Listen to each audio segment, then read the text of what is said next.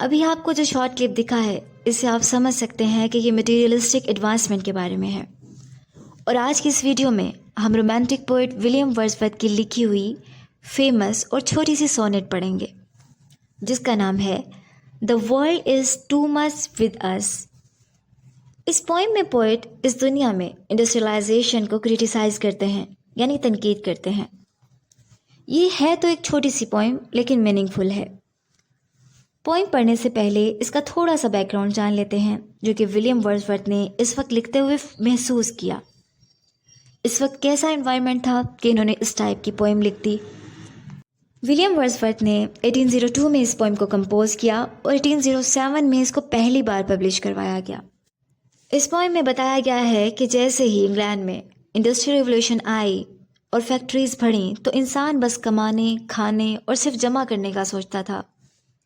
Nature की तरफ इसका कोई ध्यान ही नहीं था। इसी बात पर लिखा है विलियम वर्ड्सवर्थ ने इस पोएम में।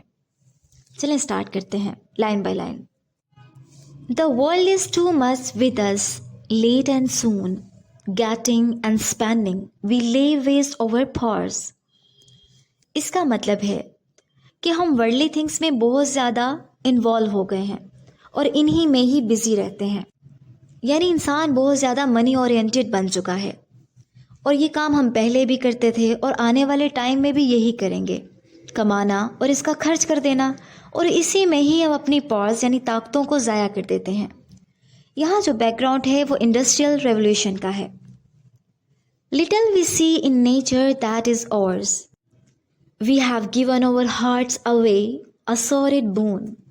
अब यहाँ विलियम वर्ड्सवर्थ शिकायत कर रहे हैं और कहते हैं कि हम नेचर को बहुत ही कम देखते हैं। इवन नेचर तो हमारी है।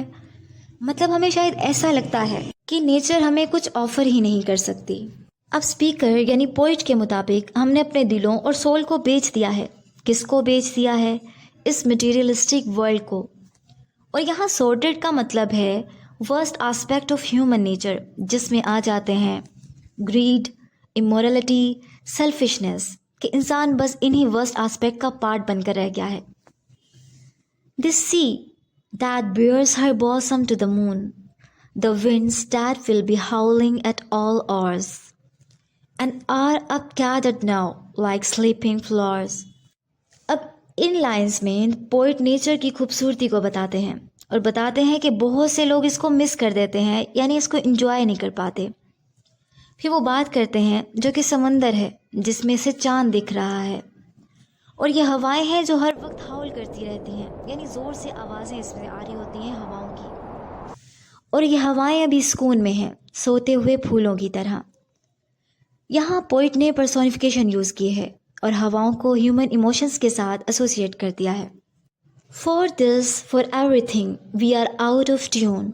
It moves us not, great God. I would rather be a pagan, suckle in creed outworn. इस नेचर की खूबसूरती के लिए हमारे मुंह से कोई तारीफ ही नहीं निकलती है, क्योंकि हम इस सोसाइटी में, इस मटेरियलिस्टिक सोसाइटी में इतना फंस गए हैं कि हमें सिर्फ कमाना या जमा करना ही दिखता है। नेचर की खूबसूरती तो नज़र ही नहीं आती है, इसलिए हमारे मुंह से इस खूबसूरत नेचर के लिए कोई बात ही नहीं निकलती और यह हमें बिल्कुल भी नहीं बदलती। यहाँ पोइट कहते हैं कि मैं पुअर पैगन बनना पसंद करूँगा, जो कि इंग्लिश की मिथोलॉजी में है। मैं इन वर्ल्डली थिंग्स में डिस्ट्रैक्ट बिल्कुल भी नहीं होऊंगा। यानी पोइट कहते हैं कि मैं इस नेचर से बिल्कुल अलग नहीं रह सकता।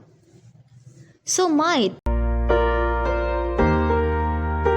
Have glimpses that would make me less forlorn. पर पोइट ख्वाहिश करते हैं कि वो वहाँ खड़े होंगे और वो कहते हैं कि मुझे, और यहाँ खड़ा होके मुझे बिल्कुल अकेलापन महसूस नहीं होगा। वो कुछ ऐसी चीज़ें देखेंगे खड़े होकर कि वो बिल्कुल तन्हा फील नहीं करेंगे। अब ऐसी कौन सी चीज़ें होंगी इस मैदान में, वो आगे की लाइन्स में है। Have sight of Proteus rising from the sea, और hear all Triton blow wreathed horn. यानी वर्ड्सवर्थ कहते हैं कि वो प्रोटियस को समुंदर से उठते हुए देखेंगे। अब यहाँ प्रोटियस क्या है और ट्रेजन क्या है, ये भी पैगन लॉर्ड्स हैं मिस के मुताबिक। यानी पोइट कहते हैं कि वो प्रोटियस को समुंदर से उठता हुआ देखेंगे और ट्रेजन को हॉर्न को ब्लो करता हुआ देखेंगे, सुनेंगे। और यहाँ तक हमारी पोएम कंप्लीट हो जाती है। अभी हम इसका रियल मीनिंग जानते हैं। सबसे पहले पोइट इस पोइम में कंप्लेन करता है कि हमें मटेरियलिस्टिक लाइफ की बहुत आदत हो गई है, हम इसके गुलाम बन चुके हैं। हमारे नेचर की तरफ कोई ध्यान ही नहीं है जिससे हम बहुत कुछ रिसीव कर सकते हैं, जैसे कि जॉय, हैप्पीनेस, पीस। नेचर में जो हो रहा है और जो होता है, हमारा वहाँ कोई फोकस ही नहीं है। इवन नेचर को हमें अप्रिशिएट करना चाहिए। तो यही थी हमारी poem. I hope you have like this poem. Thanks for watching.